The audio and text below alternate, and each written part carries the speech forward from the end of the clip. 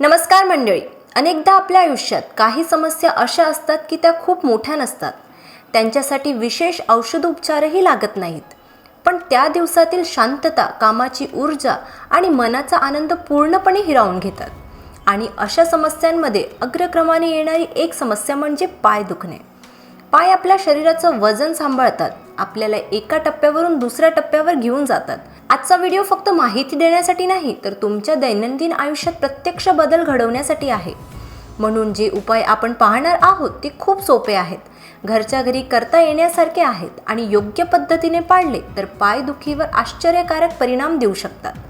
मग चला शांतपणे, सविस्तरपणे आणि मैत्रीपूर्ण पद्धतीने आजचा हा प्रवास आपण सुरू करूया. पायदुखी ही अशी गोष्ट आहे की जी एकदाच येऊन जात नाही. चुकीच्या सवयी, बदललेली लाईफस्टाईल आणि शरीरातील दोष वाढल्यामुळे ही समस्या परत परत डोकेवर काढते. अनेक लोक वेदना जाणवली की ताबडतोब पेन किलर घेतात किंवा गरम पाण्याने शेक देतात. पण वेदनेचे मूळ कारण समजून घेतलं नाही तर वेदना पुन्हा वाढत राहतात. म्हणूनच सर्वप्रथम आपल्या पायांना दुखण्यामागील खरे आणि खोल कारणे समजून घेणं महत्त्वाचे आहे. शरीरातील बदल, दैनंदिन हालचालीचा पॅटर्न, चुकीची बसण्याची, उभे राहण्याची पद्धत, तसेच खाद्यपदार्थाची निवड हे सर्व घटक पायदुखीची मूळ खोलवर घट्ट करतात. आयुर्वेदाच्या दृष्टिकोनातून पाहिलं तर पायदुखीचे एक महत्त्वाचे कारण म्हणजे शरीरातील वात वाढणे. जेव्हा शरीरात कोरडेपणा वाढतो, रक्तभिसरण मंदावते किंवा स्नायू ताणलेले असतात तेव्हा वातदोष वाढतो आणि त्याच्यासोबत असते ती वेदना. सतत कोरडा आहार, बिस्किट, नमकीन, फ्राय पदार्थ, उशिरापर्यंत जागरणं, पाणी कमी पिणे किंवा सतत प्रवास करणे या सवयीमुळे शरीरातील स्निग्धता कमी होते आणि वातदोष वाढून विशेषतः पायात वेदना जाणवू लागते. वात वाढल्यावर पोटरी, टाच किंवा गुडघे दुखण्याची संधी दुपटीने वाढते. त्या व्यतिरिक्त आजच्या आधुनिक जीवनशैलीत दीर्घकाळ बसून काम करणे किंवा पूर्ण दिवस उभं राहणं ही दोन्ही अतिरेकाची टोक पायदुखीला मोठ्या प्रमाणात कारणीभूत ठरतात. दिवसभर कम्प्युटर समोर बसून काम करणारे, वाहन चालवणारे, मोबाईलवर स्क्रोल करत वेळ घालवणारे लोक काही तास एकाच स्थितीत बसून राहतात, ज्यामुळे रक्तप्रवाह मंदावतो, स्नायू कडक होतात आणि नर्व्हवर दबाव येऊ लागतो. तर दुसरीकडे शिक्षक, दुकानदार, शेतीकाम करणारे किंवा दिवसभर पायावर उभं राहून काम करणाऱ्यांचा पायावर सतत भार पडतो, ज्यामुळे पोटरी आणि टाच दुखण्याची समस्या सामान्य होते. फुटवेअरची निवड हेही पायदुखीचे एक महत्त्वाचं आणि बहुतेक वेळा दुर्लक्ष केलं जाणारं कारण आहे. अनेकदा शरीरात काही प्रॉब्लेम नसून पण चुकीची चप्पल किंवा शूज वापरल्यामुळे पायांच्या स्नायूवर असमान ताण पडतो. सपाट चप्पल, कठोर तळाचे स्लीपर्स, उंच हिल्स किंवा जाड घट्ट वजनी शूज हे सगळे पायांच्या नैसर्गिक आर्चला मारक ठरतात आणि काही काळातच वेदना सुरू होतात. वजन वाढणे ही देखील पायदुखीची अत्यंत सामान्य कारणापैकी एक आहे. शरीरातील प्रत्येक अतिरिक्त किलोचा भार आपल्या पायांच्या सांध्यावर ताण निर्माण करतो. विशेषतः टाच आणि पोटरी हा ताण सर्वात जास्त सहन करतात. त्यामुळे चालताना थकवा, जडपणा, ताण किंवा जळजळ जाणवू लागते. काही वेळा पचन आणि पायदुखी यांचा दुवा लोक समजतच नाही, पण अपचन, पोट साफ न होणे किंवा पाळीच्या समस्या यामुळे अपानवायू अडकतो आणि हा अडकलेला वात कमरेच्या खालील भागात दाब निर्माण करतो. म्हणूनच पोट न साफ होणाऱ्या किंवा पाळी अनियमित असणाऱ्या महिलांना पाय दुखण्याची समस्या वारंवार भेडसावते. त्याशिवाय उत्साहात किंवा मार्गदर्शनाशिवाय केलेला व्यायाम, चुकीच्या शूजमध्ये धावणे किंवा ओव्हरलोड ट्रेनिंग यामुळे स्नायू ताणले जातात आणि पायदुखी वाढू लागते.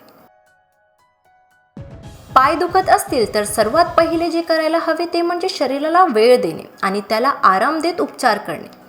पेन किलर तात्पुरती मदत करतात, पण शरीराला शांत करणारे, रक्तप्रवाह वाढवणारे आणि स्नायूंमधील ताण सोडवणारे घरगुती उपाय अधिक प्रभावी असतात. तेलाने मसाज हा त्यामध्ये पहिल्या क्रमांकाचा उपचार. कोमट केलेल्या तिळाचे तेलाने, मोहरीच्या तेलाने किंवा कोणत्याही हर्बल पेन रिलीफ ऑइलने केलेला हलका गोलाकार मसाज स्नायू मोकळे करतात, रक्तप्रवाह सुधारतो आणि शरीरातील वाढलेला वात शांत करतो. पाय धुवून कोरडे करून 10 ते 15 मिनिट मसाज केल्यावर गरम पाण्याने शेक दिला तर परिणाम आणखी उत्तम मिळतो. तसेच गरम पाण्यात मीठ घालून केलेला फूट सोक हा पायांसाठी अप्रतिम औषधी उपाय आहे. 15 ते 20 मिनिट पाय बुडवून ठेवल्याने स्नायू मऊ होतात, ताण कमी होतो आणि दिवसभराचा थकवा पाण्यात मिसळल्यासारखा हलका होऊन जातो. याशिवाय वाळूचा शेक, वीट गरम करून ठेवणे किंवा हॉट वॉटर बॅगने शेक देणे या उपायांनी टाचदुखी, पोटरी कडकपणा आणि स्नायूतील ताण झटपट्याने कमी होतो. पोट साफ न होणं किंवा वात वाढणाऱ्या लोकांसाठी एरंडेल तेल एक प्रभावी उपाय आहे. आठवड्यातून एकदा डॉक्टरांचा सल्ला घेतल्यास आतून स्निग्धता वाढते आणि अडकलेला वात सहजपणे खाली मार्गी लागतं असल्यामुळे पायातील वेदना कमी होण्यास मदत होते. पायदुखी कमी करण्यासाठी आहार एक अत्यंत महत्त्वाचा आधारस्तंभ आहे. आपल्या शरीरात वात वाढण्यामागे, स्नायू कडक होण्यामागे आणि रक्तभिसरण मंदावण्यामागे चुकीचा आहार पद्धती महत्त्वाची भूमिका बजावतात. म्हणूनच जेव्हा पाय दुखत असतात तेव्हा शरीराला शांत, उबदार आणि स्निग्ध अन्नाची गरज असते. तुपाचे सेवन या काळात विशेष महत्त्वाचे ठरते, कारण तूप शरीराला आतून स्निग्धता देते आणि कोरडेपणा कमी करतं आणि वातदोष शांत करतं. गरम सूप, कढण, मूग डाळ, खिचडी, हलके पचणारे पदार्थ हे पायांच्या वेदना कमी करण्यासाठी अतिशय उपयुक्त मानले जातात. हिरव्या पालेभाज्या, बाजरी, ज्वारी, ओट्स यासारखे पदार्थामध्ये आवश्यक खनिजे आणि तंतुमय घटक असतात, जे स्नायूंच्या आरोग्यासाठी महत्त्वाचे असतात.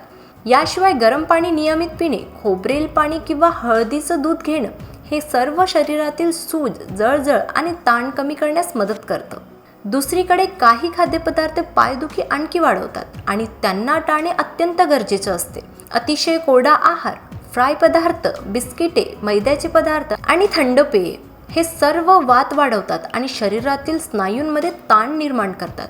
विशेषतः थंड पाणी किंवा बर्फाचे पेय हे स्नायू आकुंचन पावत असल्यासारखे परिणाम देतात, ज्यामुळे टाच, पोटरी आणि गुडघ्यांमध्ये वेदना अधिक वाढू शकतात.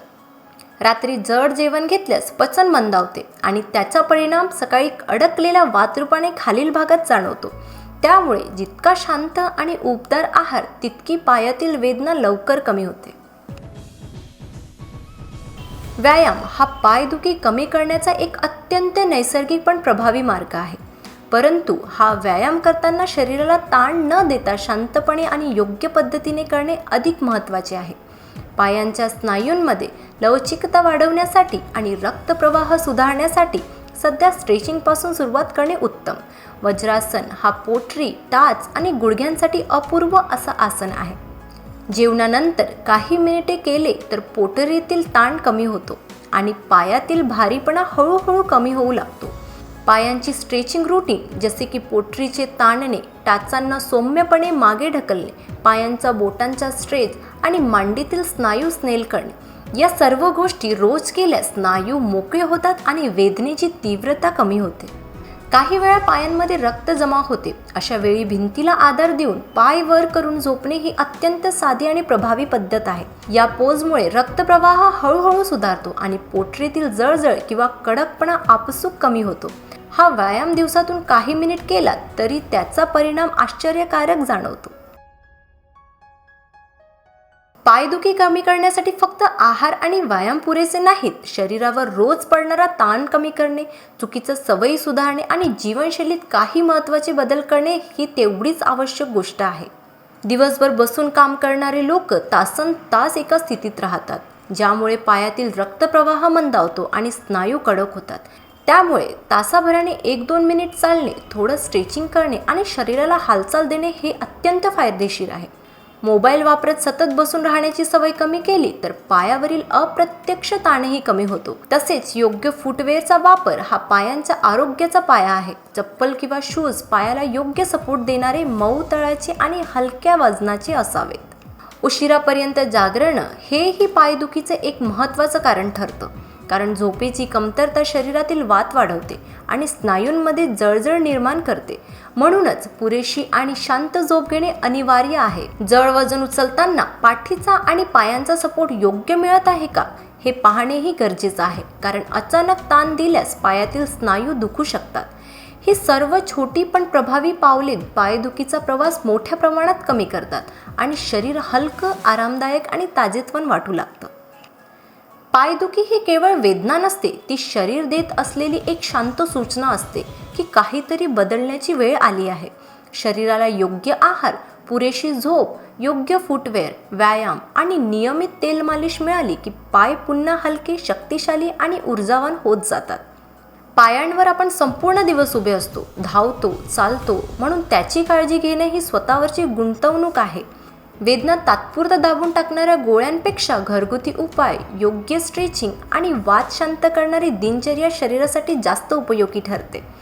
जेव्हा आपण शरीराच्या संकेतांना व्यवस्थित ओळखायला शिकतो आणि वेळीच योग्य पावले उचलतो, तेव्हा पायदुखी फक्त कमी होत नाही तर पूर्णतः नियंत्रणात येऊ शकते. काळजी घेणे हे कठीण नाही, फक्त थोडं लक्ष, प्रेम आणि सातत्य हवं. जर तुम्हाला हा व्हिडिओ आवडला असेल तर लाईक करा, शेअर करा आणि सबस्क्राईब करायला विसरू नका.